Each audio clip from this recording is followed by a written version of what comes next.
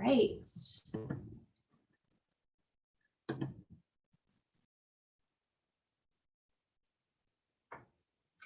All right, good evening, everybody. My name is Annie Tillman. I'm the Adult Program Coordinator here at the Schaumburg Township District Library.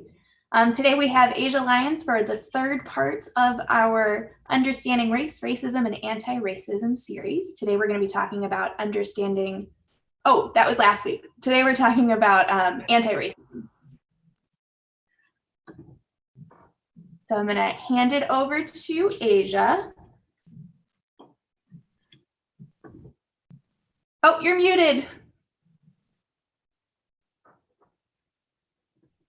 Part three. Understanding Race, Racism, and Anti-Racism. Again, my name is Asia. For those of us joining for the first time, so excited you have a chance to join us. For those of us who've been here the whole time, welcome back.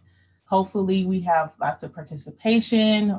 Today in your workbook, we have some things that we'll ask you to share with your family if they're with you, if you have family there. Or at least reflect on your own. So if you do not have your workbook, please make sure to download that into your computer so that you're able to type into the spaces, the edited spaces, and then you can also print that if you need to.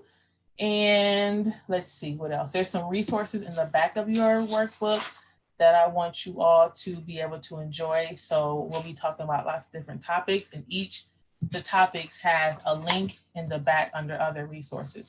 So make sure that you are able to access that. So again, my name is Asia Lyons. I always give my introduction. I was born and raised in Michigan, in Detroit, went to University of Michigan Dearborn campus, go blue. Received my master's in teacher leadership. I was a teacher for 12 years.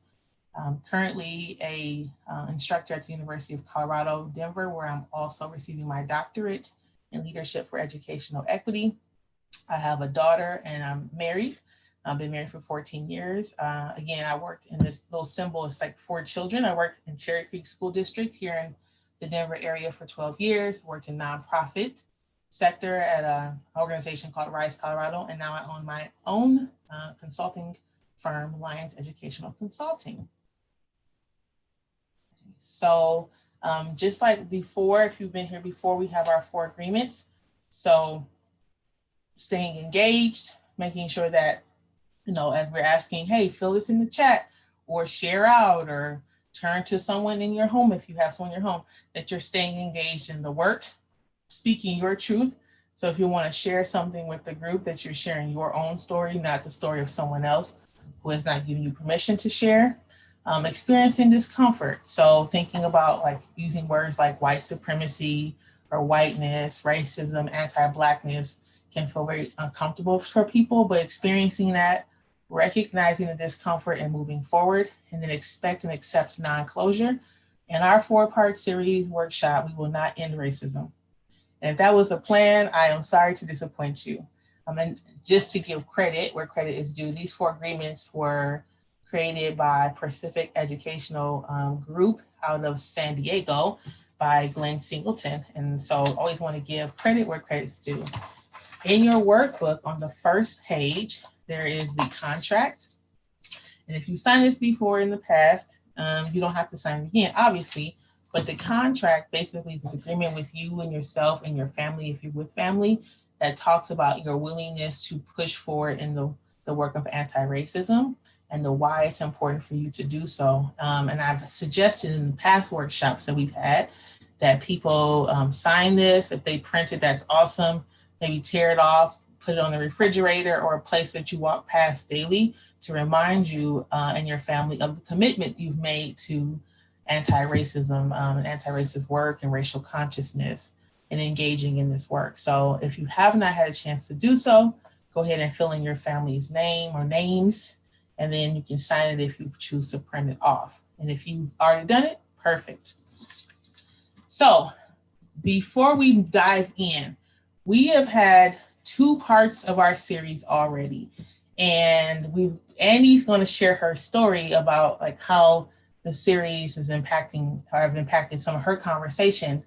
But as she's sharing her story, or after she's done sharing her story, we would love for you to talk about, and you can unmute yourself to do this, talk about maybe any discussions or ahas or things you've thought about as we've walked through this webinar series. So as she's talking, thinking about that, have you had any conversations with your students, with your children, with family members, neighbors about what we've discussed or things that you started to notice or realize? So, Annie, you want to go ahead and share your story? Yeah, definitely. So my own family has been tuning into the program, and they've really been getting a lot of new information. And so while we regularly have conversations around race and current events and how that affects kind of the bigger picture, it was very interesting to see how my mom reacted to hearing things about like not being able to find a band-aid that's in a skin tone that matches your own and stuff like that. She had never really thought about anything that seems so minute having such a big impact. So it spanned, I think we ended up having almost a 2-hour conversation after last week's discussion and new information. That's So we're awesome. wondering if anybody has had any similar experiences or at has sparked any conversations in your own homes.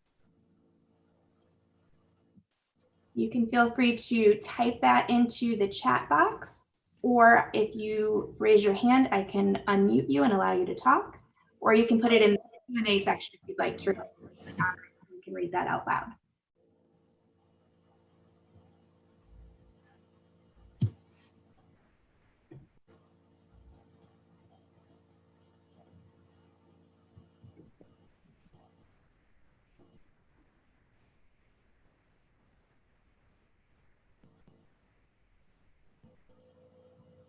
Also checking on YouTube, there's a little bit of a delay there. Oop, here we go. Yeah, we've gotten a comment in that racism is very, very complicated is what we've taken away from our series. And as people are still typing, I'll just say, yeah, it really is more complicated than it can appear to be. Again, like a lot of the articles that we read and the videos that we watch are about mostly like interrupting and disrupting people, like interpersonal, like person to person. And it's if it was that simple, like a whack-a-mole approach, where if you ever played the game whack-a-mole with like a Chuck E. Cheese, where you hit the thing that pops up, we could whack-a-mole and just, nope, that's racist. No, that's racist. You shouldn't say that. If we do that, then racism would end, right? But obviously, we need to be thinking about unplugging the machine, right? And which is a much more complex thing to do than to simply just hitting on certain issues, right? Police brutality, opportunity gaps in schooling, but who's running the machine and where's the electricity coming from in this machine? Do you see any more comments on YouTube? I do not. So we can go ahead and keep on moving. But yeah, I think that's kind of everybody's sentiment is it's very, so having these discussions is great. We appreciate you being here. Yeah, no problem. And if while we're going through this, if folks have like something they want to comment on, they remember a discussion they've had, I'm more than welcome to pause and just kind of talk about that and then come back to it. No big deal. All right, so quick review, just like last time: race, ethnicity, and nationality. So our color, our culture, and our corner. And we need to make sure that we understand that these are not synonymous with race and ethnicity are not interchangeable, right? A lot of times in forms and documents, I see what is your race or ethnicity or slash ethnicity, and they are not mutually exclusive. So it's like really important that we understand that race is focused more on color, and then the ethnicity is cultural. And of course, and I think I explained this before, you can have 5 different race of Black people standing in front of me. So they look Black 5 people, and they all have different ethnicities, right? One can be that's been here since enslavement of Africans.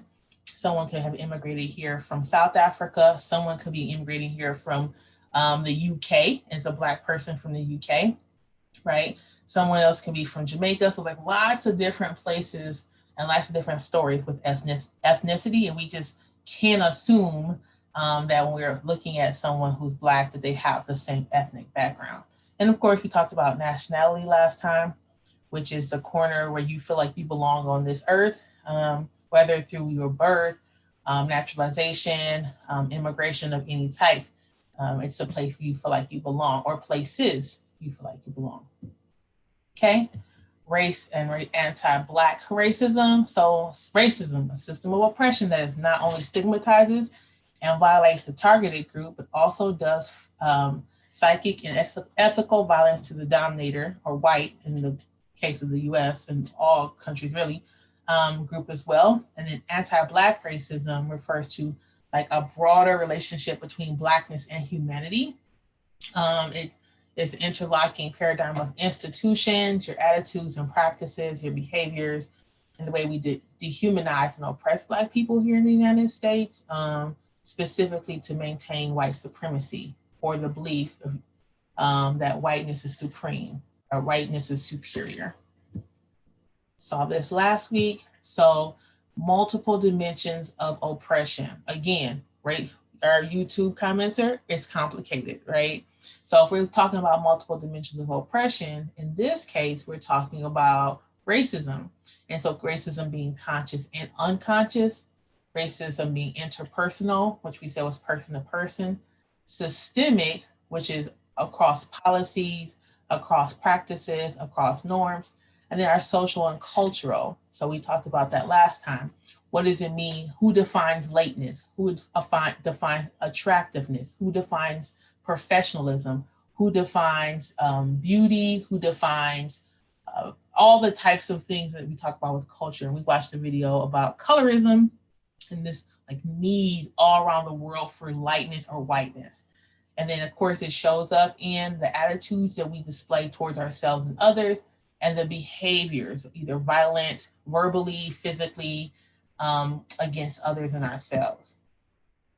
So, not sure how many of you have seen this cartoon. It was in the New Yorker last month, and I felt like it definitely speaks to what we're talking about today. And it's like, why anti-racism? Isn't enough to just be not racist?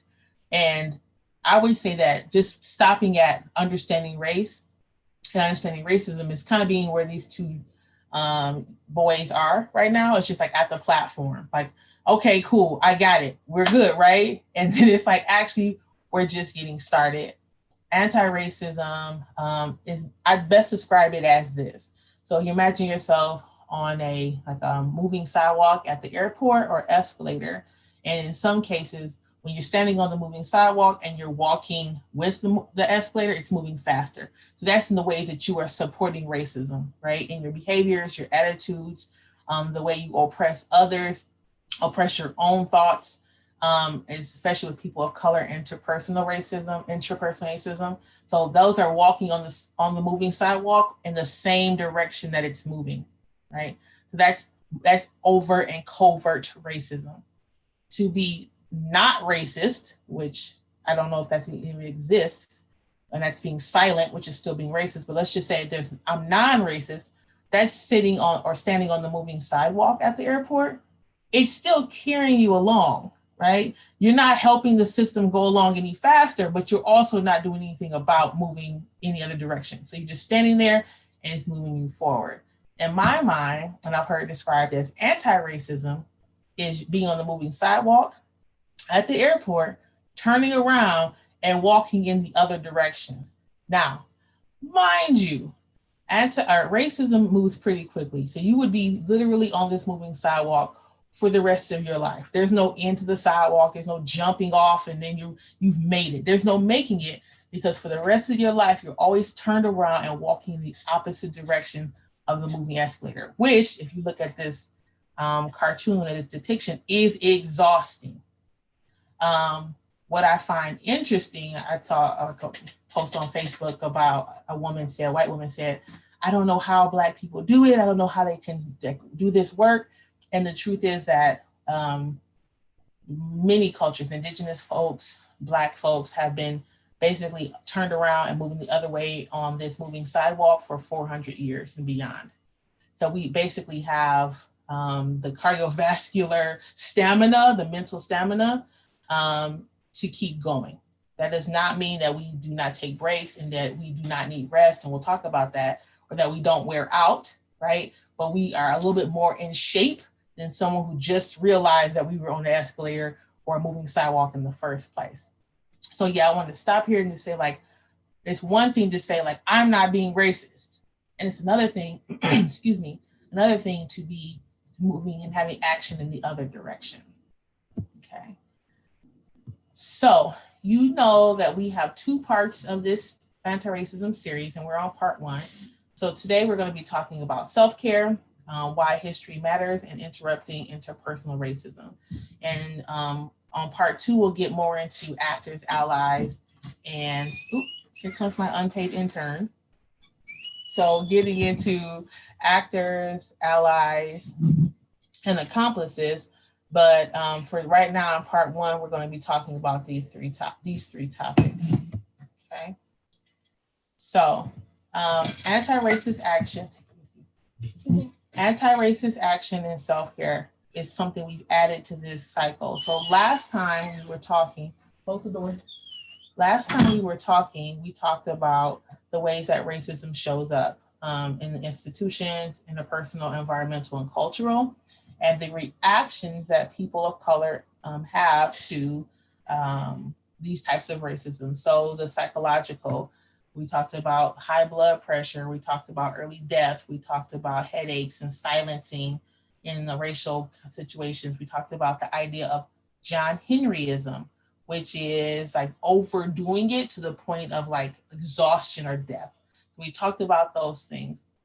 And then the physiological, right? So cold sweats, inability to sleep, and increased heart rate, things like that. And what I've added for this week is the anti-racist action and self-care. So a way to disrupt this cycle is to constantly be taking care of self, and then having and moving towards anti-racist action. And that goes for Black people, that goes for Latinx folks, that goes for Asian American folks, that goes for everyone, right? When I talk about anti-racism and when I'm talking about self-care. Okay. So in this idea of liberation, in this idea of, okay, now I've decided, step one, I've woken up, I've realized something. I'm seeing that not only do I need to do something about what's happening, but I need to get my daughter, my son, my child involved, or my children, my nieces and nephews, and start to have these conversations and do more than just talk, right? So a lot of us, and this includes people of color, Black people, and Indigenous people. So this is not just white people. I need you to understand that. So first thing is waking up. So sometimes this happens through a critical incident that creates like a cognitive dissonance. So something happens at work, and then you realize all of a sudden, like, oh my gosh, like I just saw overt racism. I've just witnessed an injustice, right? So we talk about Ahmaud Arbery being killed in the park. We talk about Breonna Taylor, right? We talk about like these videotaped assassinations of Black folks. And for some of us, that was the cognitive dissonance. That was the witnessing, having to see someone's death before you on camera or hearing about it was that wake up moment, right? The next is to get ready. Now we're doing the introspection. Now we're evaluating our life. We're dismantling internalized oppression. So as a person of color, we're thinking differently about ourselves, right? We're maybe thinking about some of our own esteem issues from the past, our colorism problems. We're educating ourselves. So that could be coming to a webinar like this, reading books, being part of conversation, right? So that's that getting ready. Then we start to reach out. So movements away from ourselves and experiencing and exposing ourselves to other places. So for some of us, that could be like an organization like Surge, which is specifically to help support white people who want to speak up against racial injustice. And if someone's like, Surge, they're national, SURJ, Surge, look them up. And so moving out and trying to be out more into the community. then talking to others about injustice. So now we're beyond just kind of reading and looking at Facebook articles and whatever. Now we maybe are like commenting on people's Facebook pages or talking to our neighbors about injustice, or as Annie says, having more conversations maybe with our family. Moving on. So now we're talking about the interpersonal. We're building community. We're working with others. We're working with people who look like us and people who do not look like us, right? With our community building. So that, what does that look like? It really depends on your community. Thankfully, and not so thankfully, we have social media. And so we're able to think about like Eventbrite events that support us like linking up and connecting with other people in the community. The next stage is coalescing. So step 5, that means we're organizing now, right? That means we have action planning now. We're lobbying and we're raising money for specific policies and procedures and changes. We're educating others, right? So it's not just like join my book club, but I'm presenting now, or I'm talking to other people in another organized space. It's more moving towards action. I'm going to pause right there. And I'm going to say, so there's obviously, we've gone through a lot of steps. So as you're thinking about your own cycle or place in the liberation, you could be at any one of these. And you can be at multiple at one time, where you're kind of wafting between like getting ready and reaching out, and getting ready and reaching out, right? And that could be 6 months, 2 years, 20 years, 2 weeks, 3 days before you move to the next part of the cycle, right? So I just want to mention that before I move on. The next is step 6, which is creating change, right? So now we're critically transforming institutions. Institutions like what? Our child's school, right? So now we're beyond Martin Luther King Day off and some like Martin Luther King play or a Black History poster in every classroom just for like 2 days or just for the month of February. Now we're talking to schools and we're at board meetings, school board meetings, and we're talking about actually pushing for change across the institution. So across your child's school district, across your own, if you're employed, across where you work. So we're looking at our policies and talking to human resources and bringing in resources for them and creating new cultures within those spaces. Also, we're sharing power and relinquishing power. A lot of times when we're in a place of management and we're looking around and seeing everyone in management is white, everyone in management is a white male, everyone in management maybe is a white female, right? We're looking around and saying we need to figure out why this is happening in our hiring and our retention, and how do we break this up, right? Because we know that the more perspectives we have in a space, the better. So then again, systems change. And systems change is the big change. When I talked about whack-a-mole before and like unplugging the machine, systems change is moving towards unplugging the machine. It's one thing to have a conversation with Joe in HR when you're at lunch over a salad talking about race and things like that. And that's kind of whack-a-mole.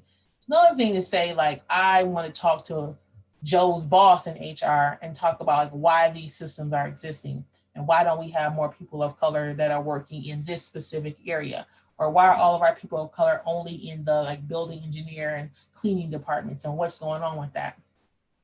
And then finally is maintaining. So now we're working through our liberation every single day. We're integrating into our everyday life. We're spreading hope and inspiration. We're taking care of ourselves and others, and we're accepting accountability. So now we've fallen down on our face, we've said some things, and we've done some things that weren't quite right, and we're used to doing that and standing up and working and trying again. And we're constantly moving through this cycle of liberation. Right? And again, I would like to do in the chat, because we haven't used the chat hardly at all, Annie.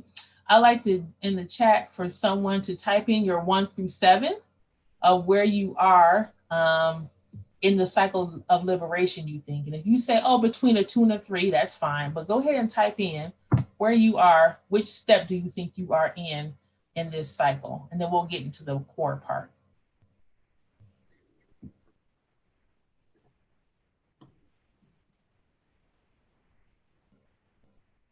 And if you'd like that to go to just Asia, if you change the to, if you are following us in Zoom, you can change that just to panelists or to Asia. So while they're typing that in, oh, we have something in the. Oh, in the Q&A. Okay. I see it in the Q&A. Awesome. Put it in the Q&A. Thank you. So someone says, I'm in the waking up cycle. Cool. Anyone else? And thank you for being the first person, the first volunteer. Good job. Okay.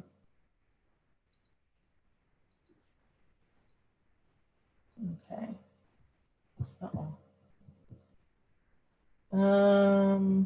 Oh, I can see. Oh, Sandra's answered 2 times. Awesome.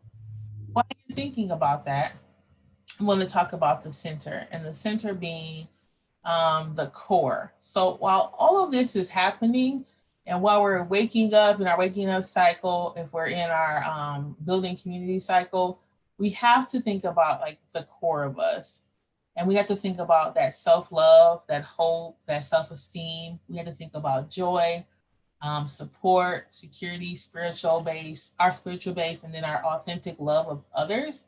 It is really important that we make sure that we're taking care of ourselves, right, at the base. And really, this is not necessarily my cycle, and I'm giving credit on the side, but I would think that if anything else, maybe that's like pre-step, is like, how is our mental space? How is our physical space? Because it's important that we are like strong in our foundations as we're going through this work, so that we can last and we can have stamina. And Annie, would you mind telling us which stage you're in? I think I'm in stage 5. Stage 5, coalescing, yeah. Hey, you reached out to me, right? Mm-hmm. So that's a perfect example. If you feel like you're in a coalescing, other people in the audience, if you're in coalescing, this is a perfect example of like, how do you bring things like this, activities or videos or movies or whatever, into your space. So are you able to use your power to bring these types of events and awareness to your space? So perfect. Thank you, Annie. All right. Self-care. Self-care is a sandbag. There are many minor storms it can withstand, but when what is needed is a levee, a sandbag will not serve. We are talking about self-care first. And I best describe this as, we have to put on our seatbelt before we start the car, before we mash on the gas, before we do anything else. We have to put our seatbelt on, right? Sometimes we start, and I've done this in the past, where I start the car up, start backing out of my parking space as I'm putting my seatbelt on, which is not safe, right? So we always want to be thinking about and focusing on self-care. I know that people are saying like, but I want action. I want to do something. I want to disrupt. I want to write policy. And that's great. And you should. And you should always be thinking about where you are in the cycle. But do not forget, at the core, the self-care is most important. We'll dig into this in this next video, but I know that self-care has been really like a hot topic, especially for like taking care of ourselves as women. And I'm saying me as a woman, around like maybe like bubble baths and like pedicures and manicures. But for anti-racist work or work against sexism or ableism, it's a little bit more complex than just a massage, right? And it has to be a lot more ongoing than something as simple as a pedicure. And it does not have to cost you any money. So that's the first thing we're talking about, is putting on our seatbelt, which is our self-care. So, okay. We'll start with Alicia Garza. When Audre Lorde talked about self-care being an act of self-preservation, an act of political warfare, what she was saying ostensibly is that we weren't ever meant to survive. I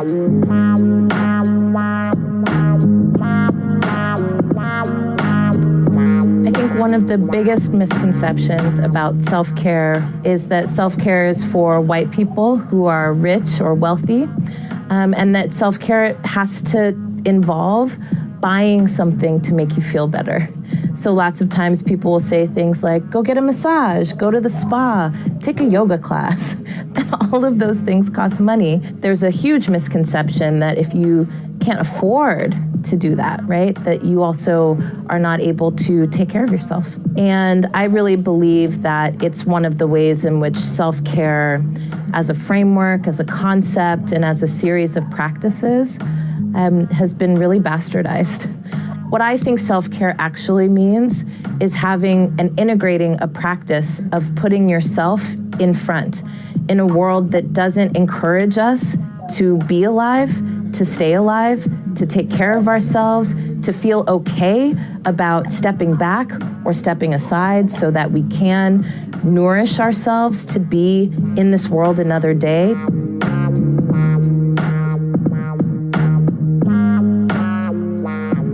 When I first started doing this work 20 years ago, the way that I was taught about self-care was that it didn't have a place in movement work, that ostensibly, you were being distracted if you needed to take a day off or if you needed to do things to make sure that you were healthy.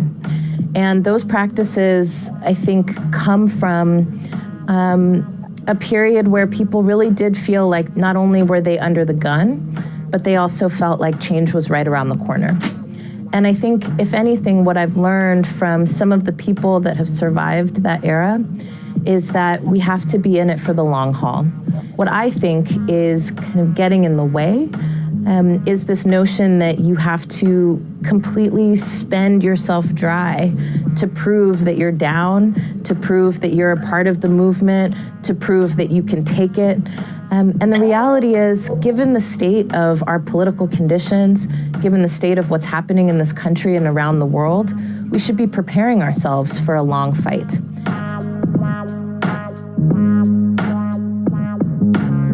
One specific example of something that we do at the Black Futures Lab, before we start our meetings, we ask each other, how are you doing?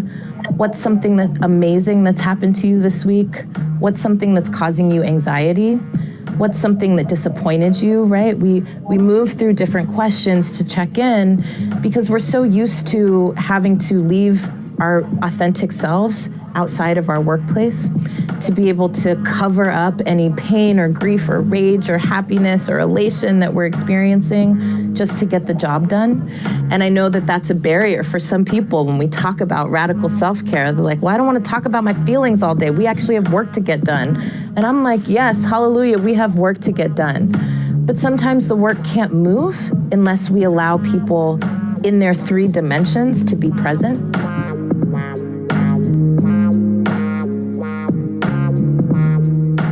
I've been a part of this work for a long time, and I've seen many institutions, movements, organizations crumble because we haven't prioritized collective care and what it means to build radically new relationships with each other and with ourselves. If we study where we've come from, what we know is that the government has created programs to create chaos and discord inside of organizations that have the potential to really change the status quo. They created government programs called COINTELPRO, which were deliberately designed to infiltrate organizations and to play on their strongest weaknesses. So what's at stake if we don't do it? We'll have less institutions that we can offer for our communities that are healthy and whole. We will lose the ability to move our communities in a direction that is hopefully towards freedom because our communities won't trust each other and we won't trust ourselves. And fundamentally, we'll lose the ability to not just build power, but to transform it.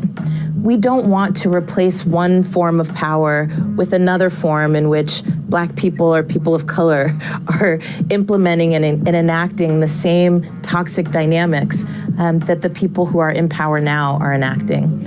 We fundamentally have to be oriented and organized around transforming the ways that we be together, the ways in which resources are distributed in our communities, and the ways that we get to make decisions over our own well-being and the well-being of others. And that means that we have to be radical in our caring for each other, caring for our communities, and caring for the future that is right at our fingertips.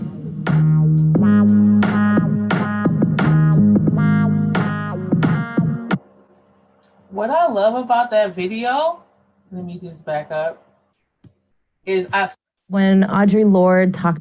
Let me go forward now.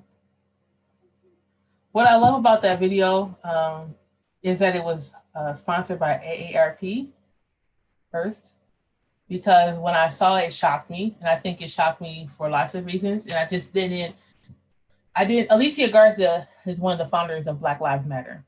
And so for AARP to like put their necks out there to even say like, hey, we support what she's saying, we support Black Lives Matter, lets you know that AARP is disrupting, right? AARP is willing to lose members in their organization because they believe so much in the growth of all of us towards our humanity. And so I just absolutely love that that was there. And that video is in your resources. And it's also another video talking about self-care with Angela Davis, who was part of Black Panther Party and like movements in the past, in the 60s and 70s. And even now, she's like a force talking about self-care. A couple of things that she said in her video that I just really want to point out. One is like this belief that we can't stop and take a break because change is like right around the corner and it's urgent. And then the truth is it's not around the corner. I have accepted that I will leave this earth and we'll be still fighting against racism. And so if that is the case, if I know that I live to be 105 and I'm out at a rally and I have my sign, or I'm typing an essay, or I'm speaking on Facebook, and I go and my soul leaves my body, I know racism is still here. 100, I'm 38, so 60 years from now. And so if I know that racism is a long journey of fight, I know that I need rest. And so even if you are a white person in the audience and you're saying, but I just got started and I've had so much to do and so much to learn. And if I take a break, I don't feel like that's fair. Listen, I hear you if that's what you're thinking, but also hear that if you have lots and lots of time, right? You'll have lots of time to speak up against whatever ism that you want to speak up against or isms. And in the meantime, it is so important to have self-care. Something else I wanted to point out is that I did not mention before is the purpose of anti-racism is for all people to grow towards their humanity. So I think I've mentioned this in the past, but this idea like people of color, not experiencing their full humanity, white people here, let's just say, and humanity in its fullness is here or beyond. And so none of us, no race of people has really experienced, at least in thousands and thousands of years, what it has felt like just to be human, right? And so anti-racism is not so that Black people and brown indigenous people can be equal to whites. The point of anti-racism is so that we can all rise to be fully human. So I just want you to keep that in mind. Now, I put this chart up and it's also in your workbook. It just talks about the ways that you can have self-care. So obviously I'll read them, even though you can read, maybe.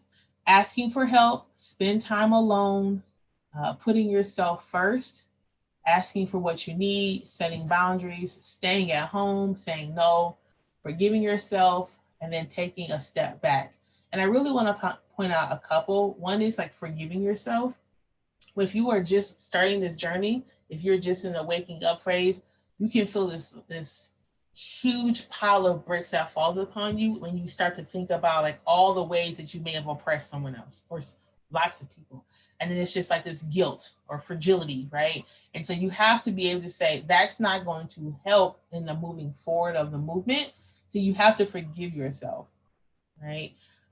That's one I want to point out. Another one is saying no. And I think specifically about this for people of color, because a lot of times I find myself wanting to be on Facebook trying to educate people. And here's an article, here's a thing, or someone wants to text me, I have a question about this, or here's this. And so I have to say like, no, I don't have time for that. Or just no, because no is a complete sentence. And not having this feeling of guilt that because it's the racism is, if I just somehow support in racial justice, I can do all these things. And if I don't do these things, then I'm not a good person because I have to help everyone. And again, it's that self-care. Not today. No, thank you. Right. And that kind of goes with that putting myself first or putting yourself first. So I want you, because we have an activity coming up in our journal or in our workbook, excuse me, I want you to be thinking about the ways that maybe you perform self-care right now, or ways that you should be performing self-care as we get into this next slide. So start thinking about that if you haven't already.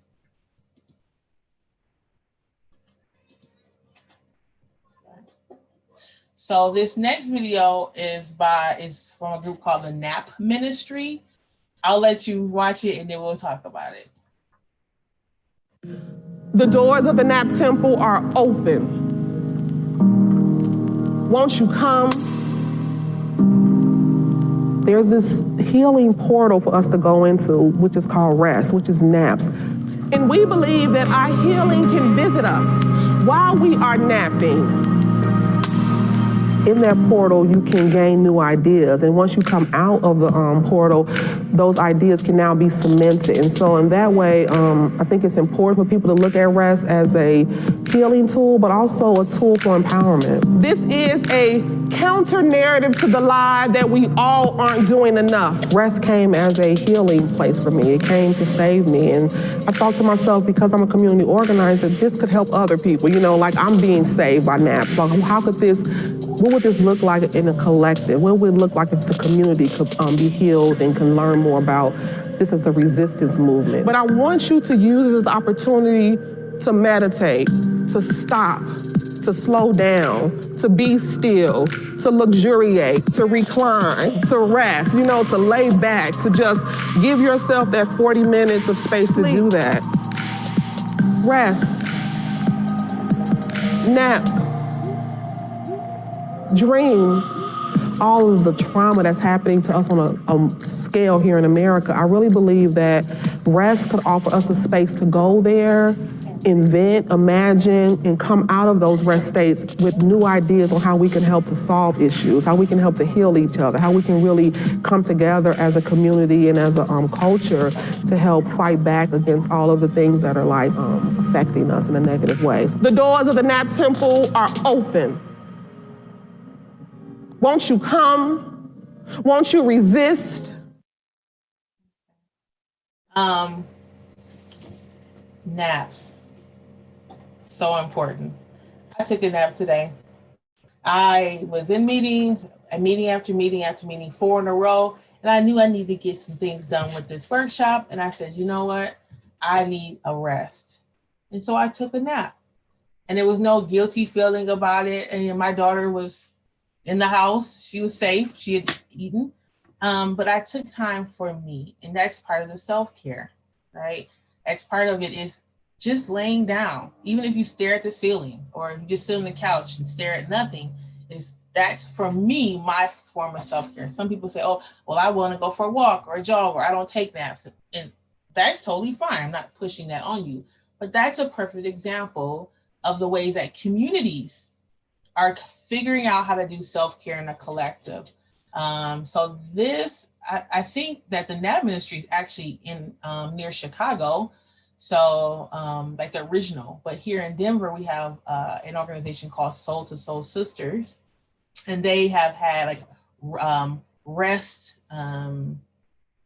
I don't want to call it conference, but they've had times or workshops where they've had people just laying down, just kind of that same way, turn off the lights, maybe have some like incense or something, soft music. And it was just a place to rest, because we can find ourselves, especially as we're going through that cycle of liberation, running through the cycle of liberation and trying to make sure that we convince others of like what they need to be doing and constantly reading and figuring things out. And there's no time for rest. So if nothing else, napping is an option. So in your workbook, this is what I need you to, if you have like a child or family member or someone here, this is good. If you're alone, that's fine too. In your workbook where it says, what's the plan? There's 2 questions there about self-care. And I need you to, I'm going to give you 12 minutes, which gives you also a stretch break if you need it. I'm going to give you 12 minutes to write down your self-care plan. Either if you don't have one, now's the time to think about it, or what you already are doing to make sure that you have some self-care. When you're done typing that out and writing that down, and remember, this is for you. So no need to try to type things that you're not going to do. I want you to think about like how your children are going to have self-care in this space. Because if we're raising our children to be anti-racist, if we're raising our children, our nieces, our nephews, the children influenced to speak up against injustice, they too will need some way to combat the racial aggressions that they will be experiencing. So this is the time to talk to them and say, like, what does self-care look like? And I'm going to click back on the picture so you can kind of get some ideas, but I want you to think about that. Okay, so you have 12 minutes in your workbook on the page that says, what's the plan? Fill it out, and then we'll get back together in 12 minutes.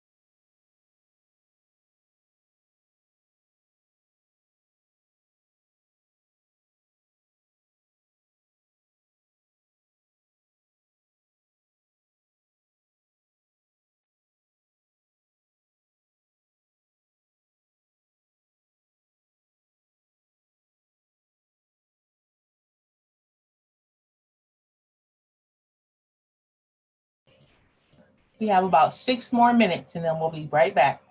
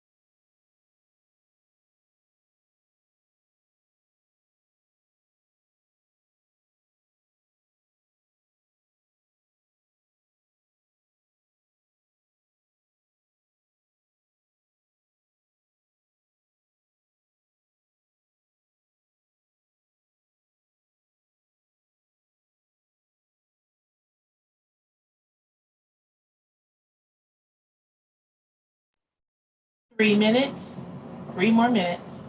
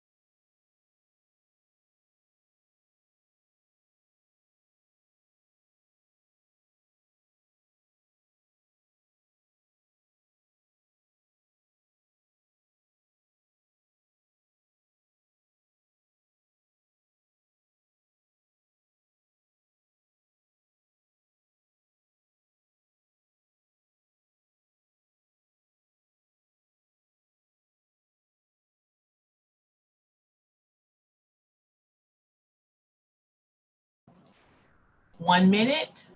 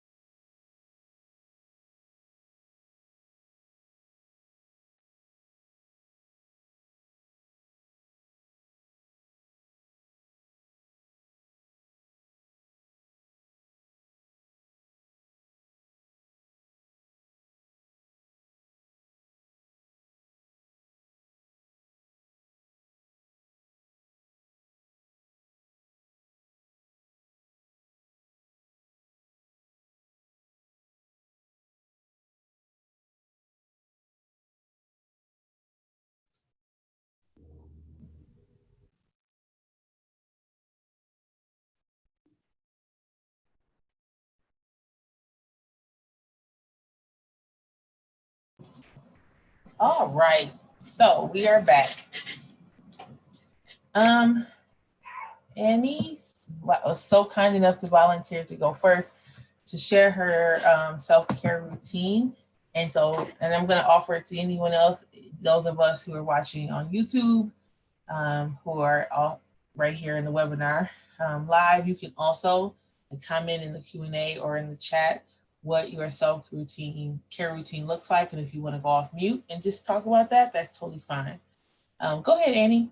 Yeah, definitely. So in this time frame during the pandemic and all of that, I've been making extra time to make sure that I'm doing some of these things. I'm realizing how important it was, and it wasn't something that I'd really thought about before all of this.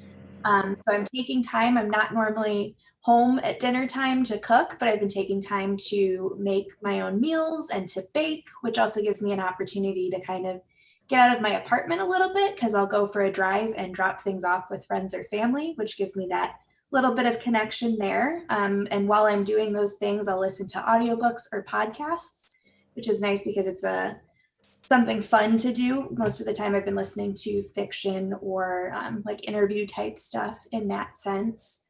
I'm not normally a napper, but I will lay down and listen to some of these things just so that I have that time away from the screens and away from all of the news, which is very helpful. But I think the most important thing for me has been to schedule time to have conversations with my friends or family so I don't feel like I'm doing all of this in a vacuum. So you've named quite a few different techniques and ideas, which is awesome, right? Just to have lots of different tools in the toolbox. I heard something recently where someone was saying, an architect doesn't just have one tool, right? Just a ruler. So we can't expect to go into this work with just one tool in our toolbox.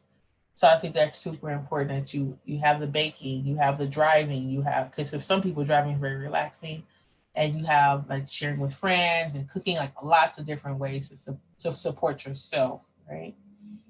Anyone else have anything they want to share about their self-care and what that looks like for them? Or their children too, that was really important.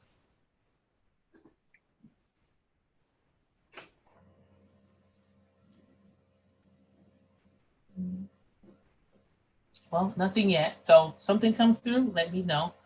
And this is really something to think about, I think. So if you haven't had a chance to do it or think about it, please make sure you put on your seatbelt. And I was telling Annie before the presentation started, self-care is not going to, or your metaphorical seatbelt is not going to save your life if someone is driving towards you at 200 miles an hour in a car and you're in your car. You won't necessarily make it, but lots of bumps and scrapes and fender benders can harm you if you're not wearing your seatbelt. And so when we think about self-care, we think about that seatbelt, like what can I do that's going to realign me with what I need to do. One thing that I've also, part of my self-care, besides napping, is also like putting my feet in the grass out on the front of my house, because I think about like so much of our earth, especially in our cities, is covered in cement. And so, oh, Sandra, thank you. So full of cement. And so be able to put my feet on earth, on actual dirt or grass. It's like really grounding because I'm actually touching the earth. Sandra said, put yourself and your own responsibilities first and set boundaries, saying no to what isn't for you. For children, same as above, but be sure the children are getting age appropriate information and aren't overwhelmed. Yeah, I totally agree. But I think also that boundaries piece for children is huge, and knowing their value and their worth is really huge because that's a big part of self-care is not trying to people please. And this can go into other conversations, but just speaking about like talking about racial incidences and trying to like just be silent to people please, and then they don't get to be heard, or someone saying certain things to them. Hold on one second. I'm sorry. Um,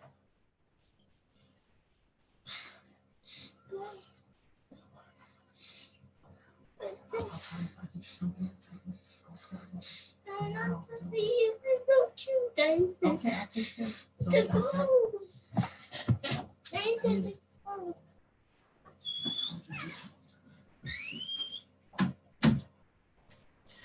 My unpaid intern, she always wants to interrupt me. So that's my daughter Zoe, who I was just talking about. So making sure that you have what you need. So that's super important. Okay. And thank you, Sandra and Annie, for volunteering to go. All right.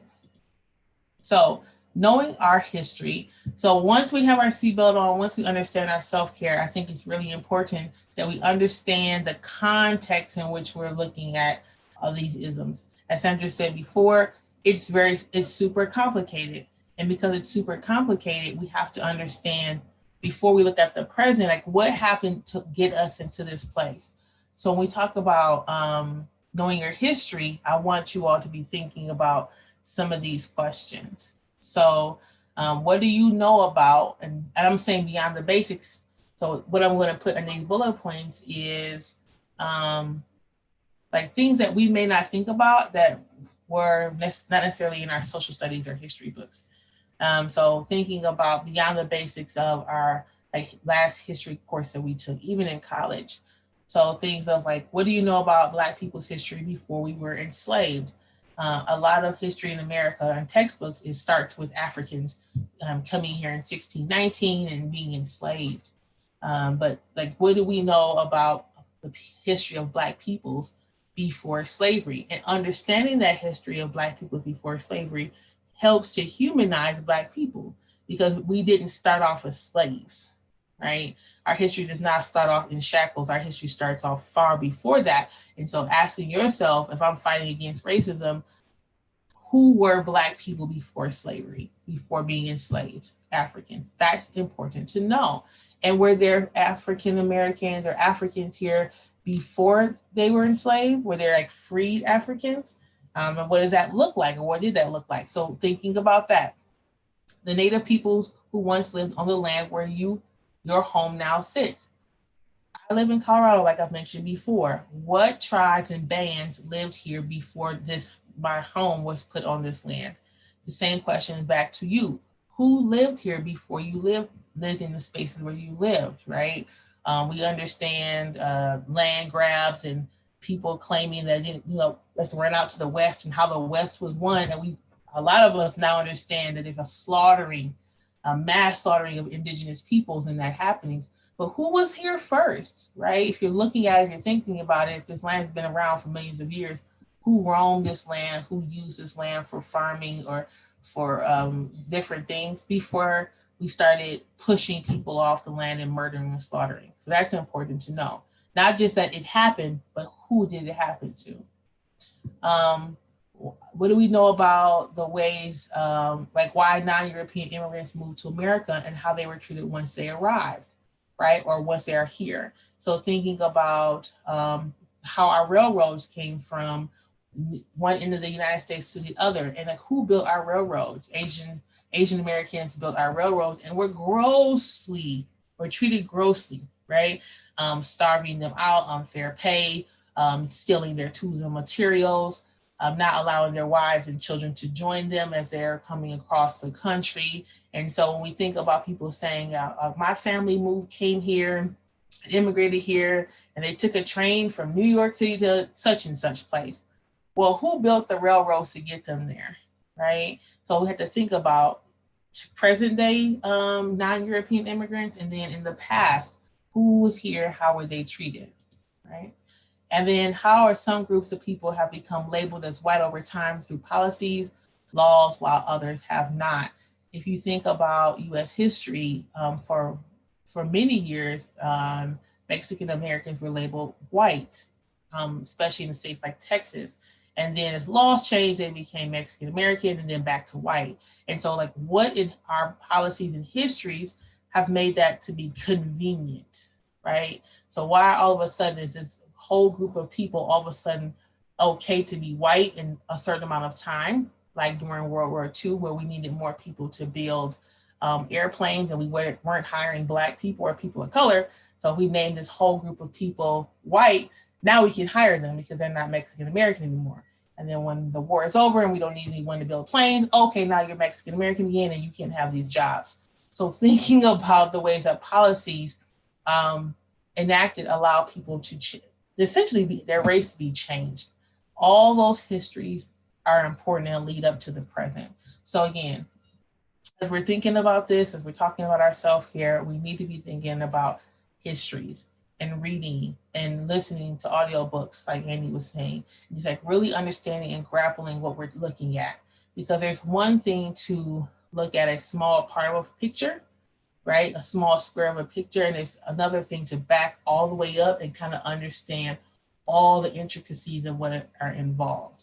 And it does not mean that I am saying do not do anything right now until you sit down and read a book about the history of African Americans, or do not do anything until you read all the laws and policies around racism in America. I'm saying please be aware of that. And as you're moving along and thinking about your work as an accomplice, an ally, or an ally, that you know that that is important, that you start moving towards that information, right? All right. And again, more resources for you on that in your workbook. The next is, so interrupting interpersonal racism. So now we're talking about some of those action pieces. And we'll get more into this next week when we go farther into the different types of ways that we can disrupt in our schools and our jobs. But I wanted to start you off with like just kind of thinking about these pieces. So last week we watched, I've put in your resources a link to what's called the Whiteness Project. And if you haven't had a chance, that's okay, because we're doing that today, right now. And so in the Whiteness Project, and I'll show you what the slide looks like. In the Whiteness Project, you're going to have basic like short clips, 1 to 2 minute clips of white adults or millennials talking about their ideas on race, right? And so what I'm going to have you do is I'm going to have you, and Andy has been kind enough to put it in the chat box. I'm going to have you go to Leilani's video, which is the woman you see right in front of you. And I want you to listen to her perspective on racism. And when we're done talking about the perspective on racism, I'm going to ask you to complete this video or this workbook sheet that says talking about race. So again, you're going to go to the website that Annie has on her on the chat group. You're going to watch this video, which is about a minute. And I would suggest, because she talks fast, for you to watch it 2 times and with your family. And then I want you to fill out the questions on this sheet that says talking about race. And so I'm going to give you, because it may take a while for the website to load, I'm going to give you 10 minutes to go ahead and do that activity, and then we'll get back together. All right, go ahead, get started, and I'll sit here if you have any questions.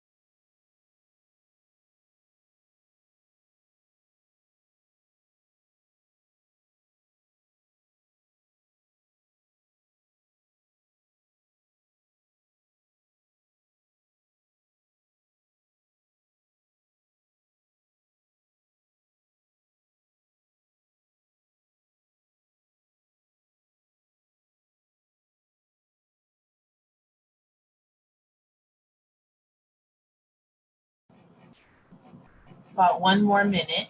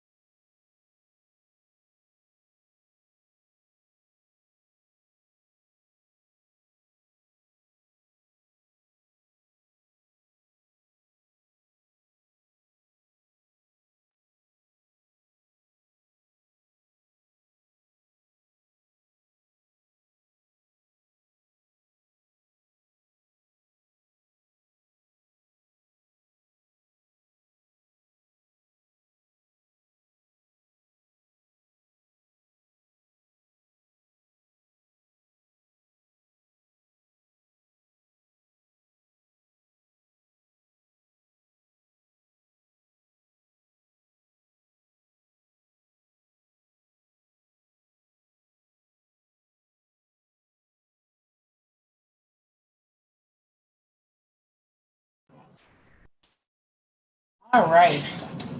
So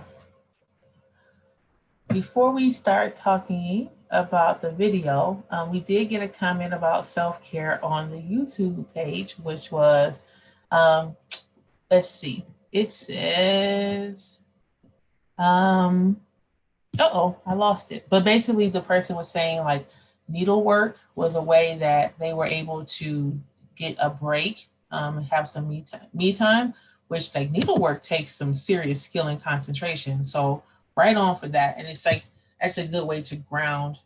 It's just like working with your hands and really focusing. So thank you for those folks on YouTube who commented. All right, so Leilani. So I have to, before we get into this this conversation, when I taught this course when I was teaching middle school, I would watch this video and my students would work through these and we look at the different narratives and stories, and the students would like practice what they would say and they would react and things like this. So I definitely feel like I taught sixth graders. So I definitely feel like this would be something to have a conversation with sixth graders or fifth graders about, and older, especially there's nothing like no inappropriate like curse words or anything inappropriate in the stories, but it definitely helps you to think about all the different narratives around race and the different ways that people, specifically like in this case millennials, but really can be lots of generations, talk about and see and don't see race. There's a video in here about a boy who is multiracial. He's half white, half Mexican American, and he talks about how he does not tell people that he's Mexican American. He only tells them that he's white, and that he has, you can see in the video, like he's grappling with that. And he says something along the lines of like, as I'm listening to myself say this, I feel like I feel horrible about it, right? And so it's really interesting to like kind of work through these different videos and think about like how you would respond and think about it, and then how racism has affected these millennials in different ways. So before I move on with this part of the slide, does anyone have any comments? We've been so quiet today. Thank you, Annie, for volunteering and people on the YouTube, but has anyone had any comments, anything that they would say, or has anyone heard themselves saying these types of things in conversation? We love to hear it in the chat. And while that's coming up in the chat, I will say that, I lost my train of thought. Never mind. So yeah, anyone have the same experience or heard someone saying something like this or said this in the past?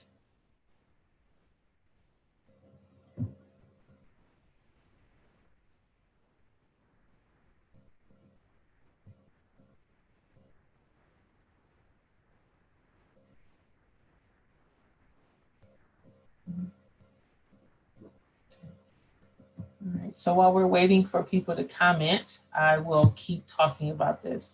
So we have some homework this week, right? And I know we're not supposed to give homework during COVID, but we are giving homework. And the homework is to go back to the Whiteness Project, and especially folks who were unable to access it. Oh, Sandra's waiting. I'll hold that thought. So we have homework this week, and that is to go through and watch 4, 5, or 6 of these narratives and think about a process and talk through with yourself or with someone else what you would say to this person, or like try to understand their perspective, right? So it's not about like convincing them that they're racist or like you shouldn't say things like that, but understanding all the ways that interpersonal racism shows up. Sandra says, I've never heard anyone before say not talking about race would help. It's all about communication. Yeah, and when I taught middle school, I heard that a ton. I heard people say so much. We're still talking about race. Why are we always talking about race in this class?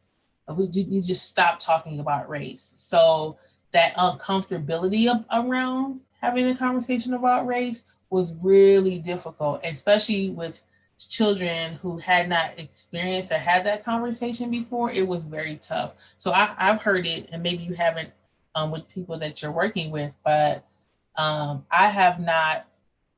I've heard that plenty. And I see someone says from Menlo Park Library, I was surprised to hear a millennial talk this way. It sounded more like an old white folks kind of thing to say. So that is an excellent point. And I think we have an assumption, and I'm a what I call a grandmother millennial, like the very edge of millennials. I think there's an assumption that somehow we're supposed to, millennials, Gen Z, whatever, are supposed to just understand race and understand racism and understand white supremacy, institutional racism. We're supposed to have somehow, in some way, absorbed this knowledge and just been so progressive in understanding systems of oppression, and that there'd be no way for us to say something like this. The issue is, who's teaching these adults, but at that time children, who's teaching them these things? Who's teaching them about anti-racism? Who's teaching them about oppression? No one. So the like old white folks thing to say, if their family members are the old white folks and that's how they're talking, that's who they're learning from, right? And the expectation is that, oh, they have YouTube, we have internet, but if that's something that's not even in my understanding, in my sphere, why would I start searching it up, right? So like every year or every generation, it's like, you're the generation that's gonna change it around. But who is teaching that generation, right? So yeah, and I'm asking everyone, please go do your homework, because literally it's fascinating what people are saying. And the whole purpose of anti-racism is disruption of these thoughts, disruption of these attitudes. When I taught anti-racism, race, and racism in my 6th grade class, I knew that if they didn't have that type of conversation in school, a lot of students would not have that conversation at all, right? And so it's important that we just don't make an assumption that they just kind of know, right? So that's kind of why we're here. So Menlo Park Library, there you go. And thank you for saying it's an excellent point. So yeah, our whole purpose of having anti-racism conversations right now is for disruption. 100,000% about disrupting the status quo, disrupting like old thinking, even in young folks, right? And something that I'm thinking about now is, if millennials are thinking this way, how are Gen Zers thinking, right? I'm gonna stop here because we're out of time and I didn't even realize it, but that's your homework. Take a look at the Whiteness Project. Please do not forget. I'm gonna skip past our next outline, actor and accomplice. We'll talk about that. Our calls to action. Meet us next week for our last part of our series.